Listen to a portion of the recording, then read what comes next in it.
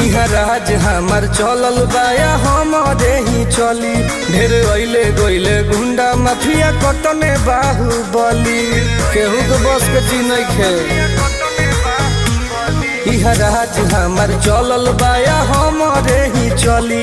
ढेर अइले गइले गुंडा माफिया कतने बाहुबली, मार के गोली बंद कदम बोली हरदम ला सुता दे। माहौल जवन बदली के दुनिया से उठा दे, माहौल जवन बदली के दुनिया से उठा दे।